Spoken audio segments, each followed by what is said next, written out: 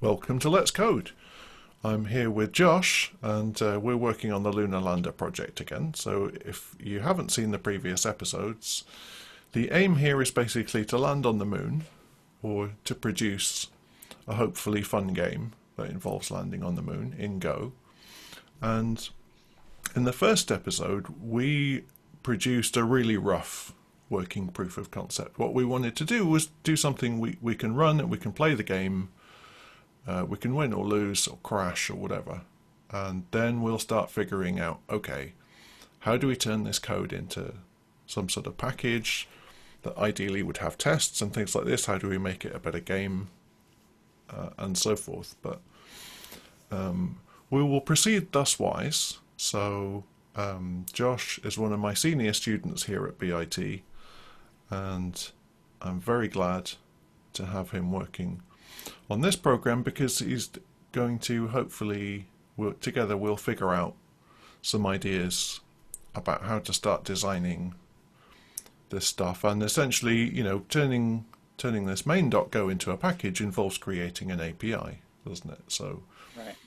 almost all programs we ever write have an API of some kind, and it turns out that's actually the hard bit.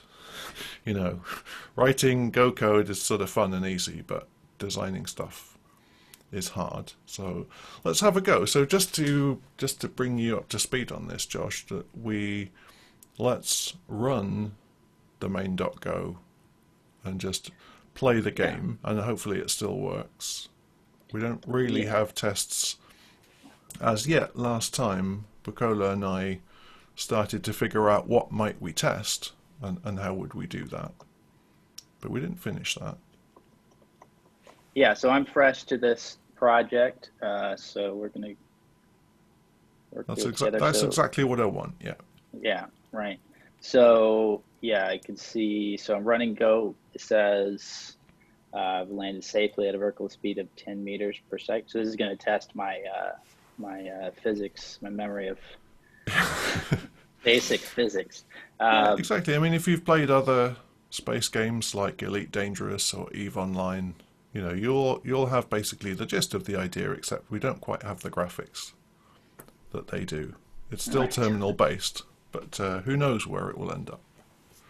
So yeah, I don't know if you ever played this game as a kid or something, but there's various kind of games like this, isn't there? Where basically, you control the spaceship that's trying to land on the moon, and the control that you have is the thrust of the rocket engine, which you can Right. throttle up or down.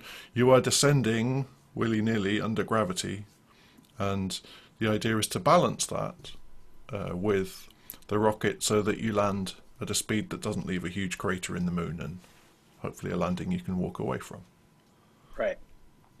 So we're assuming we have some kind of altitude information that we're starting with, Yep, and then velocity is in meters per second, exactly. and we want it to be under 10 to survive, Yep. basically.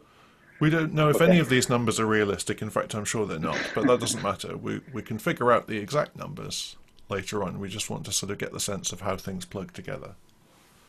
All right. And this is sort of a, I guess, a game loop where as long as you're over altitude of 0, is that Yeah, exactly right. So yeah. so when Bukola and I looked at this and said, well, supposing how would you turn this into a package? One thing we could do is just lift and shift this entire function, right, into something like lambda.run game.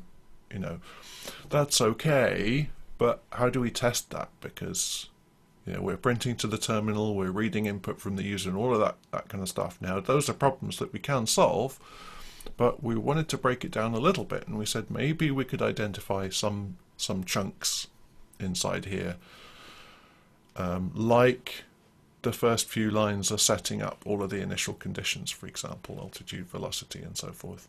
Maybe that looks like some kind of init game or init world type function. We could imagine testing that. And in Right. fact, So we started sketching out a test for it. And then we have the game loop, as you rightly say, which is as long as we're still alive, keep mhm, repeating this loop. And then we have some sort of end of game. mhm.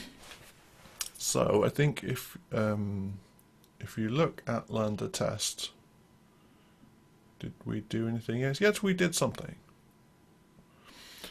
So we said, suppose we have an init game function, and usually when we're writing tests, we have something that we want, and we figure out what we actually got, and then we compare the two to see if it's worked. So what we want in this case is the world to be set up in a certain way. Right. So, and by writing this test, we said that this is kind of already helping us design the package, right? Because in order to look at the state of the game, we need some way to do that. So that's part of our API. So we said, what if you have something called lambda.gameState? Maybe that's a struct or something, who knows? And we also need something to compare it with, which would be another instance of that struct. So maybe we have a type called something like lambda.state, and we have a struct literal here of that type. You can see we assigned to want state. Mm-hmm. So that seems reasonable, doesn't it? I mean, this may not be where we finally end up, but it's something. Right. Because the alternative would just be we just have a bunch of global variables which are all unrelated, and it's going to be very difficult to deal with them as a block, and we would like to deal with them as a block. A state vector, if you want to get all physics on it, which I do. We need an init game function to test, right? Yeah, so let's see where we are right now. So maybe, should we try running the tests? Yeah. And right, presumably they will fail, but let's see. If they pass, then I guess we're all done. We can finish early. Okay. So we run the test. We say we want all these values, but what we got is a bunch of 0 values. And I assume, let's see, so this is what we wanted, and we're comparing it to this, which we haven't. This is just, we're just initializing this struct to all the 0 values, right? Because we haven't done anything with it. Is that what's happening? Yeah, that's right. And one issue we talked about last time, because trying to write the test surfaced this issue, which is part of the point of doing it, of course, is what the state of what are you talking about?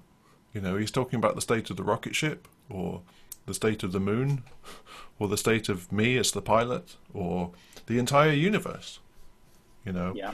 This sort of matters for how you manipulate things, because suppose you just have a lander object which has its own state, velocity, and so forth, and then you say maybe you want to add another spaceship. Maybe you want to rendezvous with the command module or something, and now you have a problem, because now you have to have some other global object which represents that other ship, and you say, actually, what I really want is just the entire state of the world at any one moment. Mm-hmm. And maybe it makes more sense to do that. So I mean, you could argue gravity is not, it affects the lander, but it's really not a property of the lander. Yeah, exactly. An altitude, I don't know which that would be, but definitely gravity, I would think could be broken out into something different. Is that what you're getting at? And maybe if you travel to another planet, Mars, that acceleration would be different, so now you have to take that into account. So we can sort of see some of these design issues surfacing as we do that, which is great. But the other thing we want to avoid is the danger of sort of premature engineering, isn't it? So we don't want to go down the road of saying, let's put in the stuff that we need in order to implement Mars, because we're really not there yet. And in fact, we might end up doing a bunch of stuff, and then we find, some decision we make later on actually renders all of that stuff irrelevant. Or so right now we've got 4 float values, and that creates a little game in itself. So it's probably a good place to start, which is where we started. So you want to just get this test actually working? That's right. And this is sort of a nice clue, isn't it? That when we work test first, we use the tests to do some of the design, and then in terms of the code we write, we only write the absolute minimum code necessary to make the tests pass. We don't go on and start adding other stuff like, yeah, we might need this, we might need that. And this is also kind of telling us to design the minimum API, isn't it? Right. So maybe I'll try to do this and see if I look dumb or smart. Yeah, in fact, we can steal that code from the main.go because we already have it. So Oh, you do? Okay, good. yeah, what we're really doing is just figuring out how to shift some of this stuff into other files, You're right. and then if we get this right, then we should be able to replace this with a call to game state or whatever.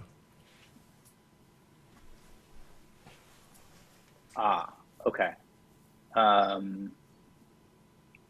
Okay, so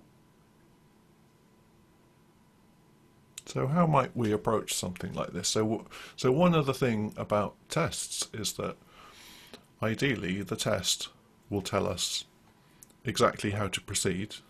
We should never be stuck thinking, how do I do this function right? Because hopefully the output from the test itself will say, well, the first thing I want, for example, is I want an object. I want a variable called lambda.GameState to exist. Well, that's what I was thinking. So I was thinking this could return a game state. Would that make sense, or is that not what you were? Yeah, we could totally do that. Or maybe, so we usually have a problem like this when designing Go packages, don't we? This is not a type, is it? Okay. Yeah. Sorry, right. Go ahead. We have some kind of state of whatever sort, and it needs somewhere to live. So where does it live? So one answer is maybe it just lives globally in the package. I see. And there are some problems with that. So maybe we want it to live inside some variable. So then it's, you could imagine a game where you have multiple lambdas, for example. So we could. But we don't have that. So right now we just have this global game state variable, Right. and that's the simplest thing that could possibly work, isn't it? So let's work with that for now. So if we just use this init, you tell me if I'm going down the wrong path. Yeah, no, this looks right to me.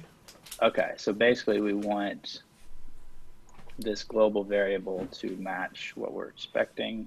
Yep. So we'll just use this init game function to set this variable. This already exists, so Yep. And this is a type state. That's right. Okay. So that looks pretty good.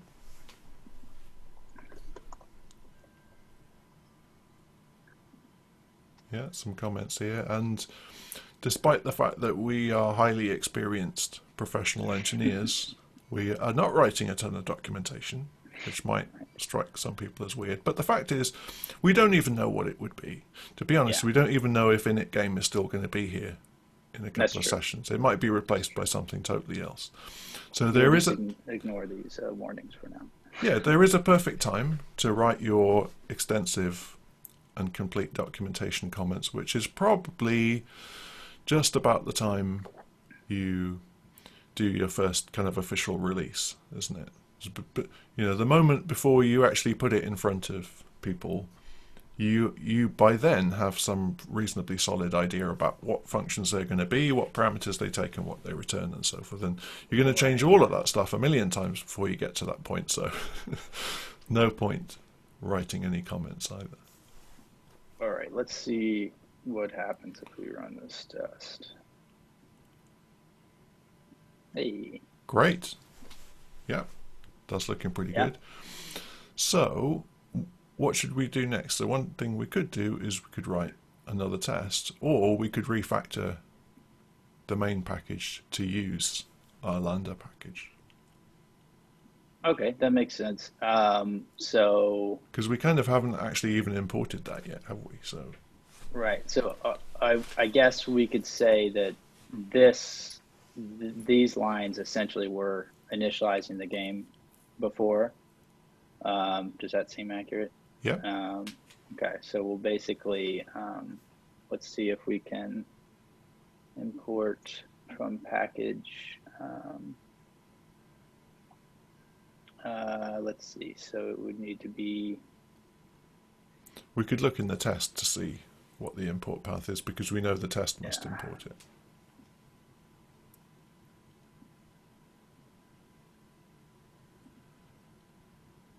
Would it need to be like this? No, just Lambda should be fine. Okay. Because we have a go.mod file in the root of this repo.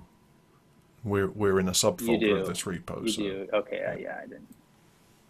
Right. So I see. Okay. Yeah, I have this problem where I'm always switching back and forth between JavaScript, and the way packages are handled are different, and so I always literally forget every single day. It's amazing. Yeah, that's easily solved, by the way. Just don't do JavaScript. Well, it's not an option right now, but okay. So this is going to have to be. This is going to now need to be. Let's see. So we're going to need to import our game state. Yeah, we have a little more to do here, but first of all, let's have the courage of our convictions and just delete that commented out code. Yes, I have a tendency to just leave a huge cemetery of commented out code that I never really. Exactly. I think of it like a workbench. You know, if you have a workshop, like if you look in my workshop, the bench is covered with the detritus of a dozen different projects, all of them sort of half finished. And every time I try and do anything, I'm kind of like, I can't work in this mess. And I don't want our code to be like that. Yeah. So, all right. So this init game should modify that global variable. Yeah, that looks absolutely great. The only problem now is, of course, we're referring to things like altitude and velocity, and now we don't have those. Right. But, well, we do have them, but they're just in a different place, right? Yeah. So global. Well, you tell me if I'm getting ahead of how you want to do this. And do you want me to Well, one thing to think about is maybe we don't need to, because we might do things here where we're saying, how do we reference stuff inside the Lambda package from here? And of course, we won't be here eventually.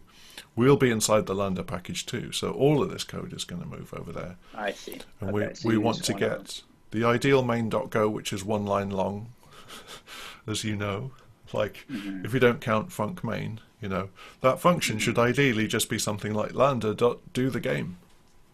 So you think a init game would also kick off the game loop, or maybe would call a function that does the game loop, or something like that? Well, suppose we go back to lambda test for a minute, and we say, okay, so we've identified one chunk, which is the set up the world. Maybe another chunk now is the game loop itself. So that could be something like run game. And we might think about how the heck are we going to test that? So this brings up a few issues.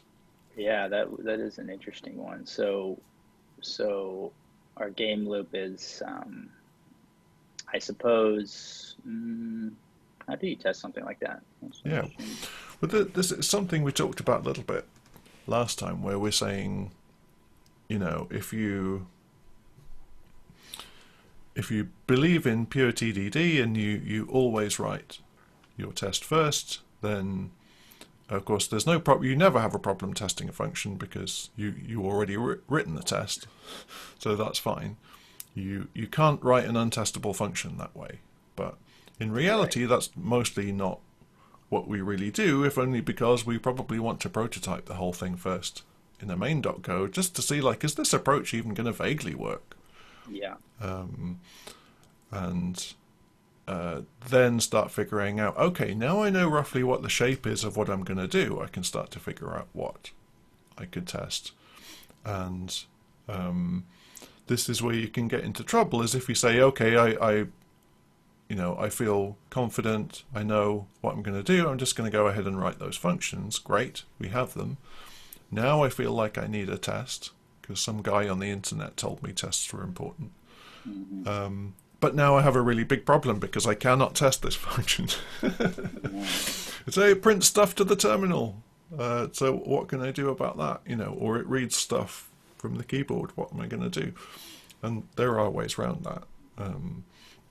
So one thing that we could do is just to say, well, instead of just writing willy-nilly to the terminal, instead let's think about it in terms of writing to some sort of output device,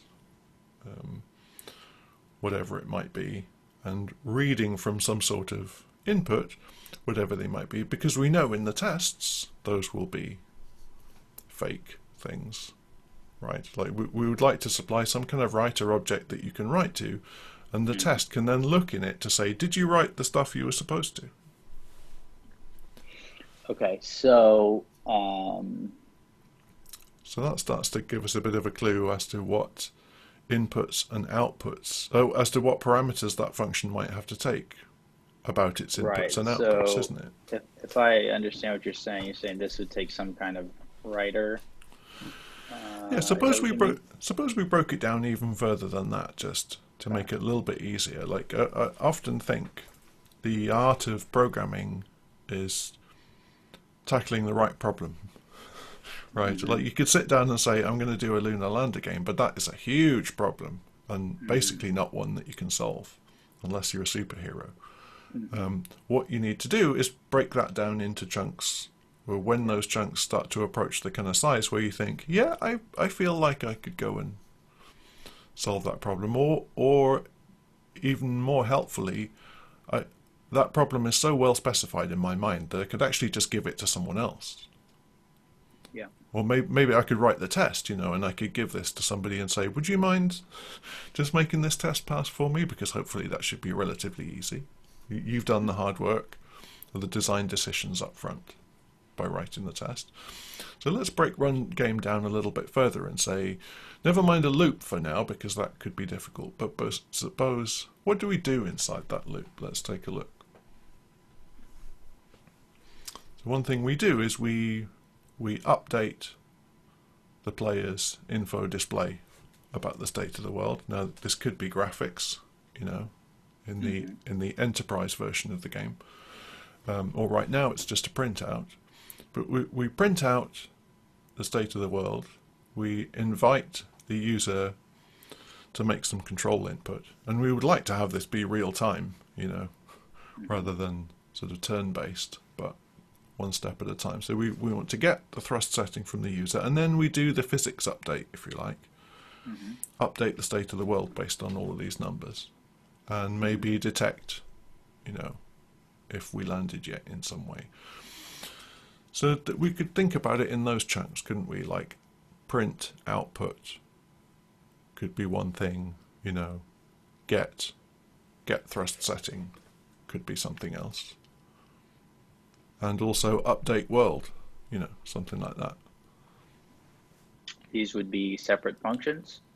Yeah, we can imagine them that way, can't we?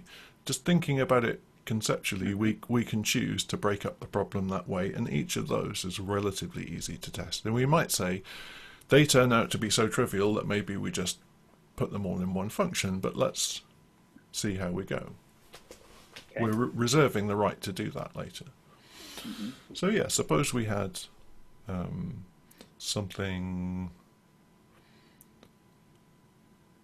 suppose we call it something like display state, or we're being completely agnostic about how we're displaying it and all of this kind of thing. So yeah, that's fine.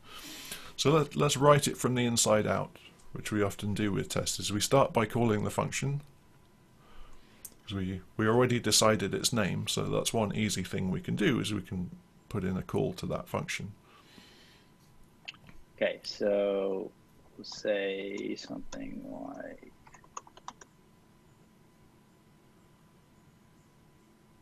Yeah, so we don't even know whether it returns anything yet. Maybe it doesn't. So It's true. let's Okay. let's postpone that decision. So display state, what does it have to take first of all?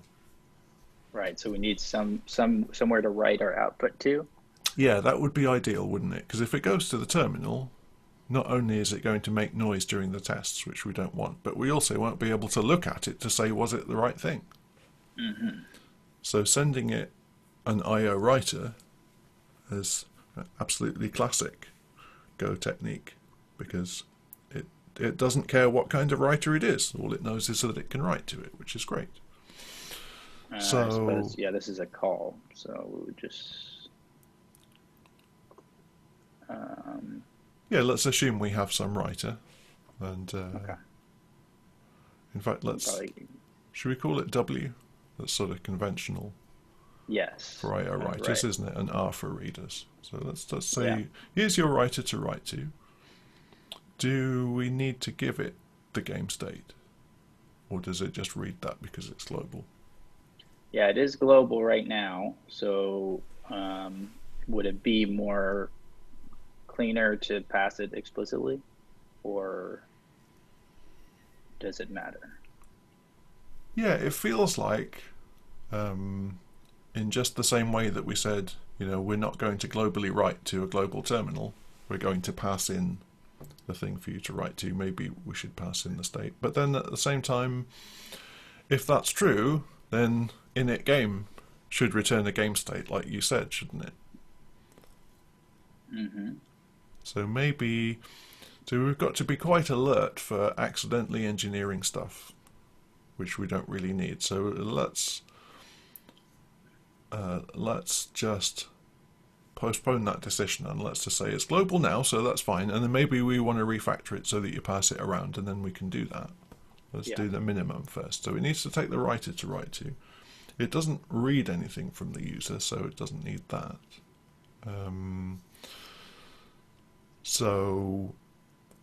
What's our want then? Oh, so what should it return is the other thing, isn't it? Yeah, I'm actually, I guess, working with IO writers is still confusing enough to me that I'm not sure what it is we want here. Yeah, right. Well, basically, we're passing in some object which is writable, and in the test, we would like to be able to look at it to see what ended up in it, whether it's the right text given the game state, and we can use something like a byte stop buffer for that. Okay. So, if we suppose we created a buffer and we pass it into display state will hopefully write to it once we've implemented that. Then we can look at the buffer to say, hey, what's in it? So that is in fact our W. It's that buffer. Oh, W is a buffer. Yeah. Well, yeah, why not call it buff? I think that's a better idea. You're absolutely right. So when we're on the receiving side, we'll call it W because we're going to write to it. But here it is in fact a buffer, and that's the more important thing about it. So it doesn't need to return that writer because it'll be modifying the writer. Mm-hmm. So does it need to return anything? We could say, is it possible for it to error? So error would be if whatever you find written there is not what you expected, or it fails to write.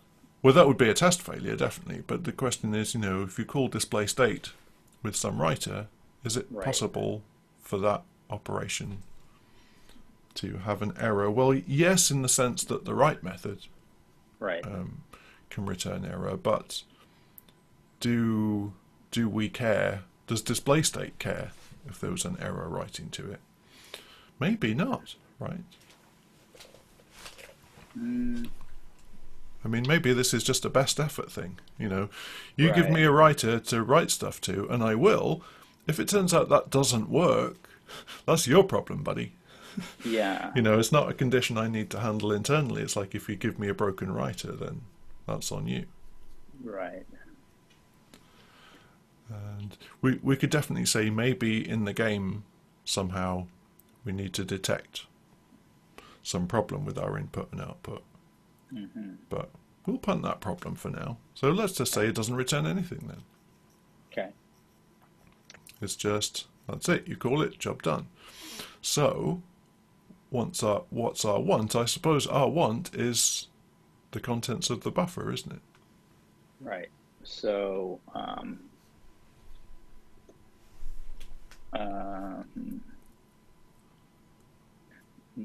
okay. So would that be just like a string, Yeah. essentially, what we're expecting? Yeah, sounds reasonable, doesn't it? So it'd be Suppose we just something say like, this is the string that should be in the buffer once we're done. And in fact, let's see. we don't even need to set that because the test itself will tell us exactly what the string should be once we've written the function, won't it? Mm-hmm. So this is, you could imagine writing out here altitude x, y, and z and so forth, but we're bound to get that wrong. So suppose we just go with an empty want for now, Okay. and we'll just get things compiling, and then we'll do the next bit. So what's our got then? Okay, so got is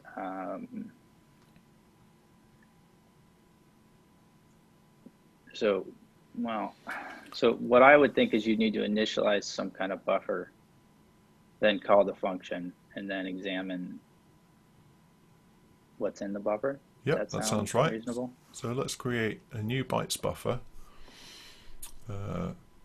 which if we don't need to put anything into it, we can just simply do with the bytes.buffer literal.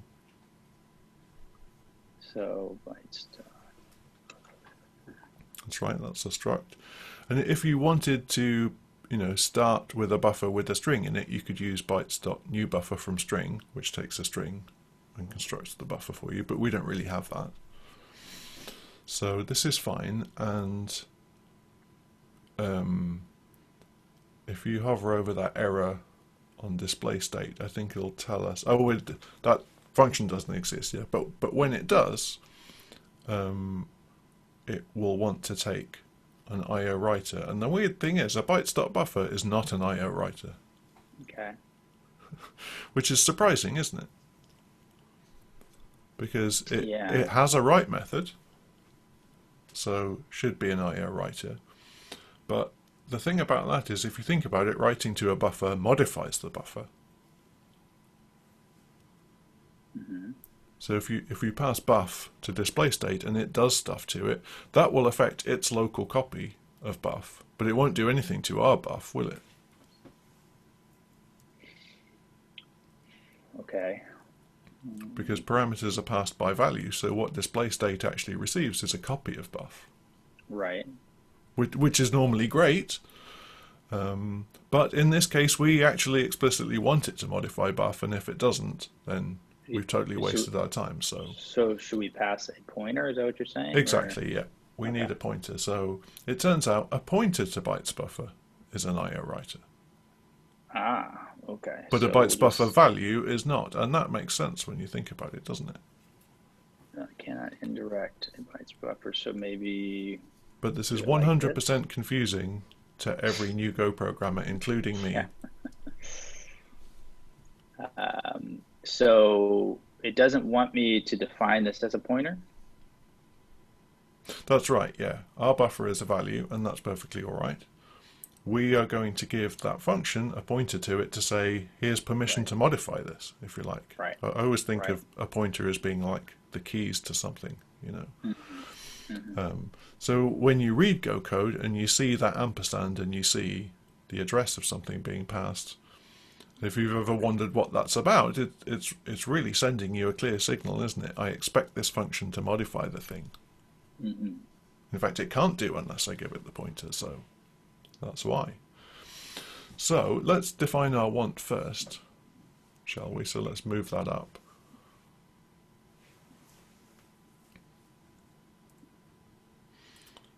So we're saying want something, something, something, TBD.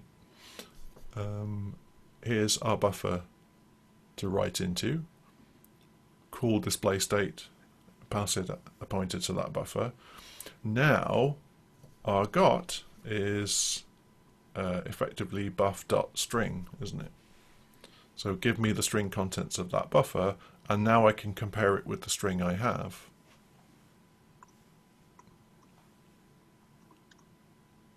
And we know how to do that.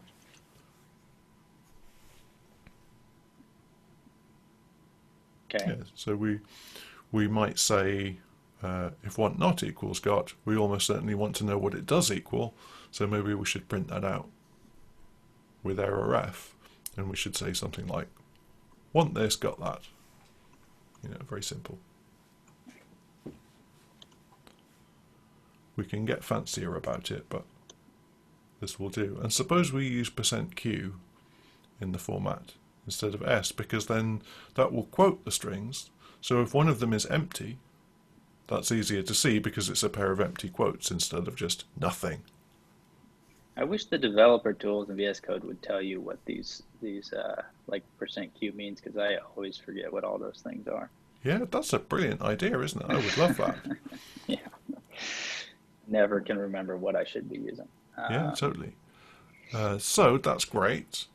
So I think we're pretty much there for the test, aren't we? Okay, so we'll presumably fail that test.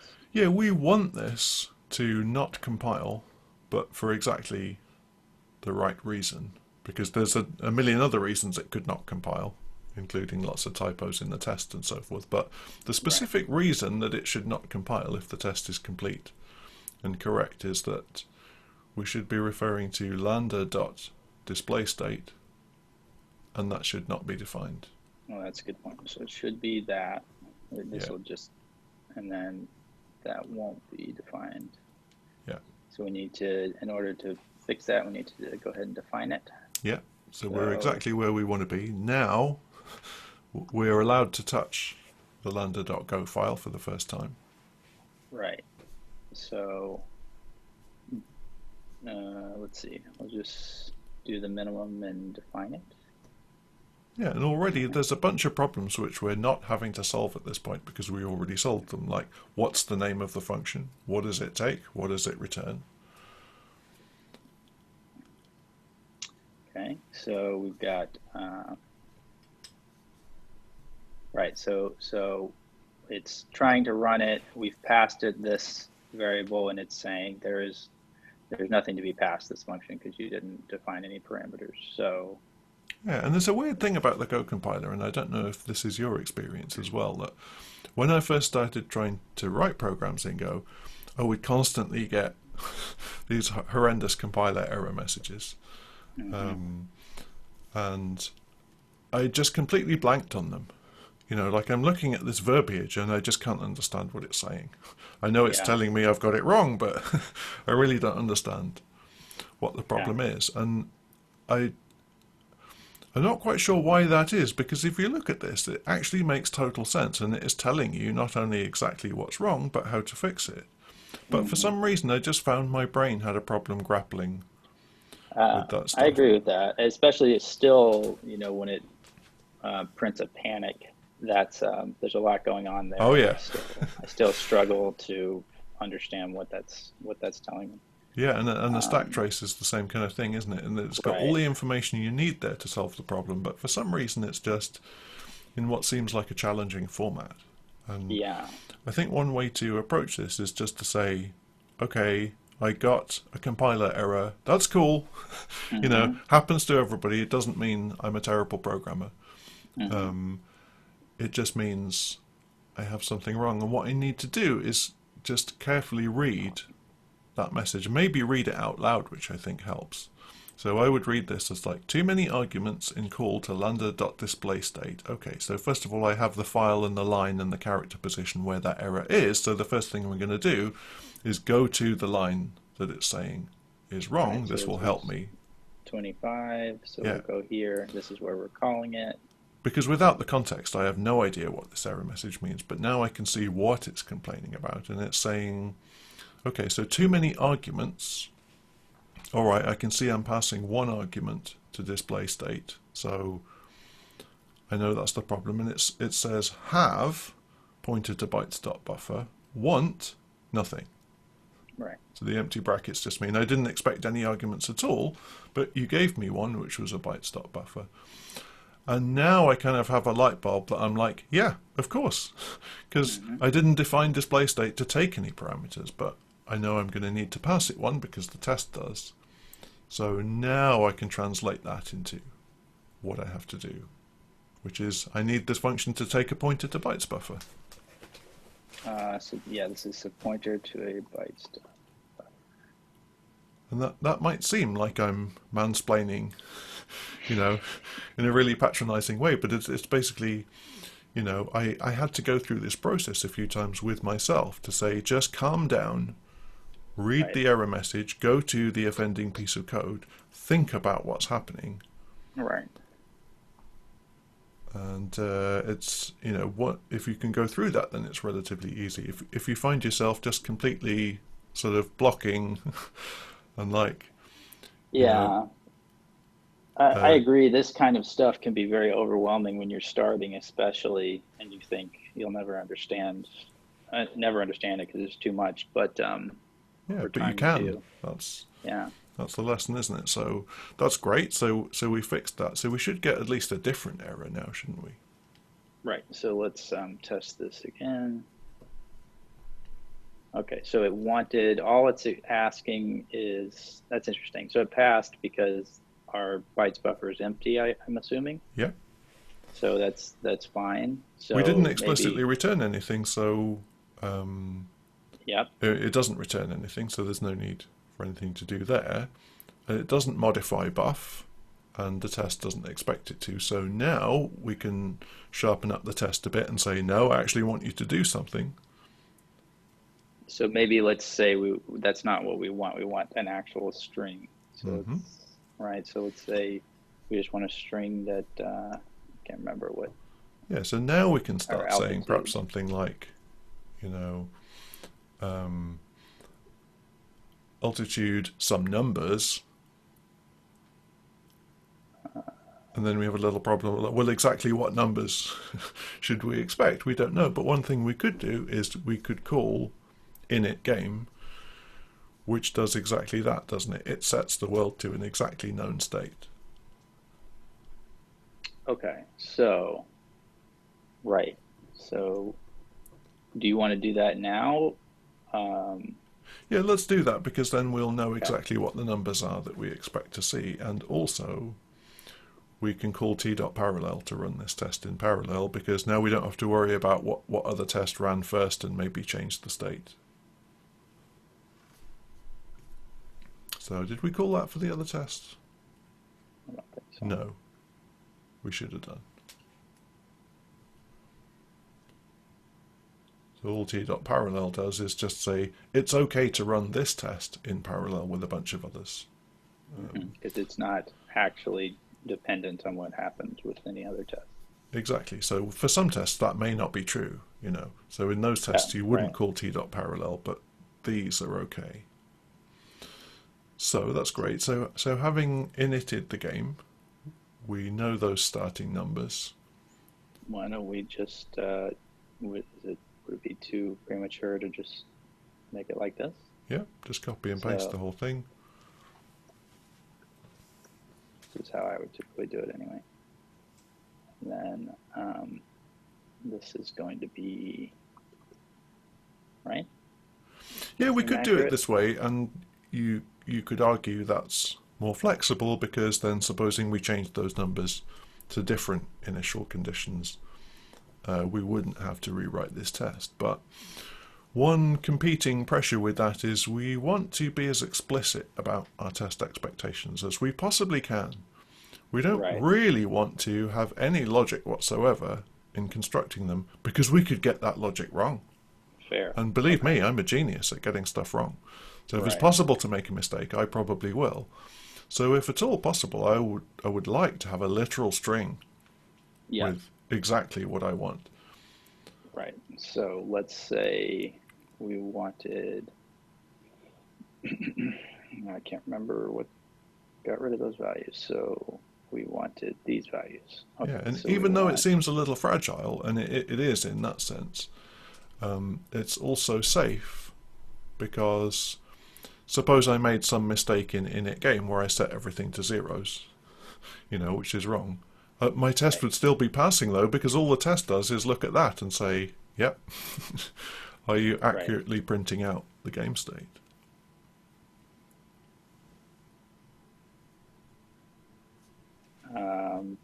Did you want to print gravity at 10? No, we don't need to, do we? So what do we print out in main.go? Let's just remind ourselves. So we do altitude, velocity, thrust. Yeah, just those three things. Fine. Okay. Let's see how close we are then.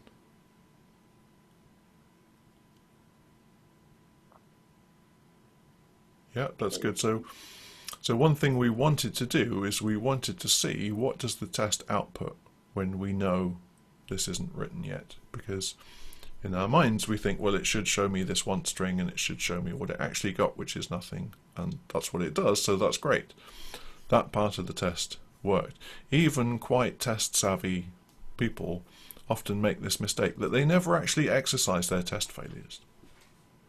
You know what I mean? So they never actually saw this message. Right. Because they're good programmers, they wrote the test and then they went and implemented the function correctly first time, test passes, so we're all good. Commit, push, and go home. But the problem is, one day this test is going to fail. And that's the time when we're going to depend critically on this message. Because if it's not useful, we're going to be absolutely stuck. I sometimes think a test failure message is like a parachute. You know, you don't get on the plane planning to use it unless you're a skydiver.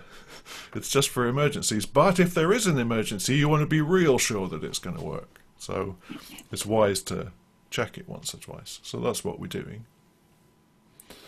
But having done that now, it should actually be relatively easy to just implement that function, shouldn't it? Yeah, so we want, so it's taking in buff. We want to write this string.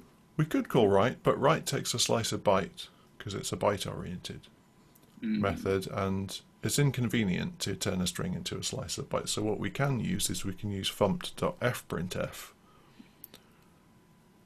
which takes an IO writer to print to. I see. Okay. And a string, and that's exactly what we have, isn't it? So buff. Get the string we want. And we have the exact format string, I think, with the values in main.go, don't we? Okay, so so we actually want these values being passed in here, right? Is that what you're saying? Yeah, except we just used println, and what we should probably print them a bit more carefully, shouldn't we? In that we would like to maybe do 1 digit of precision on these floats or something to make it a bit easier. So we can do that. So suppose we use, we've got altitude, and then for the format specifier, suppose we have something like %.1f to say. Okay, so like this. .1f will say, give me 1 digit after the decimal point for this floating point value I'm going to give you. Okay. And the same for the others, yeah, and it'll all be one string, and then we'll give it all three values at the end.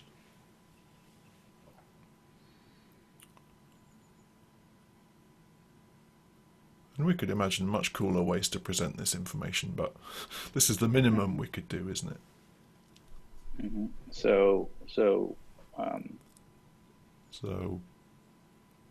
Yeah, we can look at game state for these values.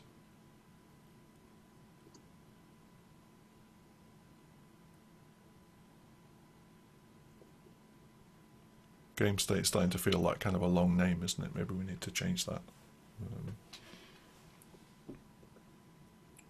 We'll get to that. That actually feels good to me. What do you think? Maybe we need a new line on the end. That would be convenient. And I don't think we expected that, so we might see that as a test failure, but let's find out.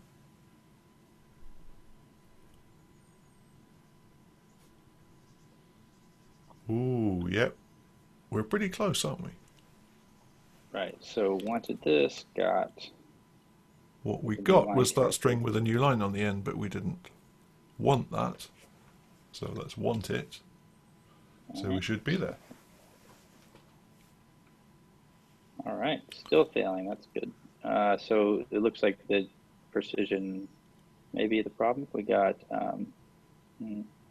Oh, actually, yeah. it's the thrust that's wrong, isn't it? Thrust is 0, whereas it should have been -10. Why? So, Oh, because, yeah, so that's so I just a changed test the, bug, isn't it? Yeah. change the want, right? Yep.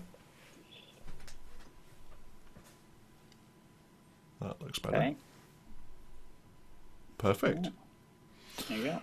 That's really good. So we better wrap up because I don't want to use up too much of your valuable time, but we can just take a look at main.go and we can say, okay, so what bit did we replace now? Well, we replaced that one line, which Basically that.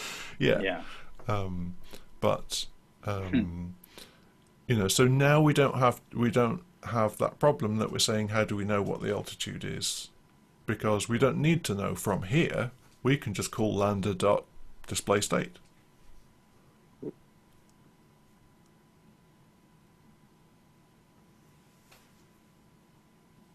Which is lovely. And the only thing we need to give it is something to write to, and we can give it os.studout.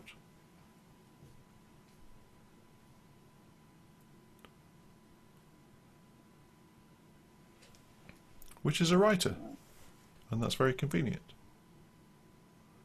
Apparently it's not liking it.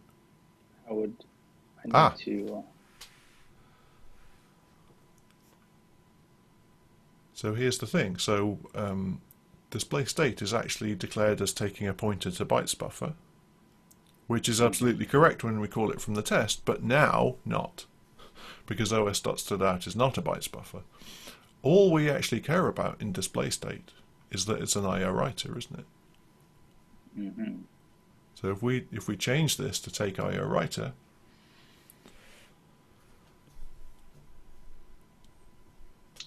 now we should be fine. And this I think is really rather beautiful, isn't it? Mm-hmm. I think a lot of people hear about interfaces in Go and they're kind of like, that sounds complicated, not sure I need it, but I'll let you know. You know, don't really know why I should care about that stuff. And then when you come across something like this, you say, I actually see now why an interface is so cool. It's because the function itself doesn't care what kind of thing W is. All it's going to do is write to it. So all it needs to declare about it is that it's an IO writer. And a pointer to a bytes buffer is an IO writer? Exactly right, yeah. Yeah. IO writer is an interface which says whatever this type of thing is really, it will have a write method which you can call with a certain signature. And that's all you need to know about it. And you can satisfy that interface with a pointer to bytes buffer, as we saw. You can satisfy it with os.standardout, which is a pointer to file. You can satisfy it with a pointer to a real file, or a network connection, or an HTTP response writer, or basically anything that is writable. So that's really neat. Right. So that's excellent. So I think we made some really good progress there, and I wonder what your thoughts are about maybe what would be next. So you know, my next victim for the subsequent episode, you can assign them some tasks now, in the safe knowledge that you won't have to do it. Well, I mean, it'd be logical just to continue down here and sub everything out here. So you need a function that successfully prints your current thrust to wherever you want it to be printed. Yeah, or maybe we just say it's something we can get the thrust setting input from the user in some way. Oh, right. This is trying to take an input. I see. Yeah. Yeah. So maybe we prompt them, or whatever, or maybe once we've got real-time control working, maybe we just read the keyboard to say, are they pressing the increased thrust key? Yeah. So what we need next is some mechanism to take user input, basically. Yeah, that's right. Yeah. So, and we can imagine that being kind of inverse of what we've just done, isn't it? In that it wants to read something that the user types, and therefore it needs an I/O reader, and Right. we can pass it a bytes buffer in the test that has some value in, like we put 100.0 in there, and it will read that as though the user had typed it. And then in the Right. real game, of course, we call the same function, but we just pass it os.standard in. Right. Yeah. There's some different type of reader, whatever type of reader you want to use. Yeah, exactly. So that sounds really good. Cool. And then we can do the update the world with physics type stuff, and a few other things here as well. To do graphics.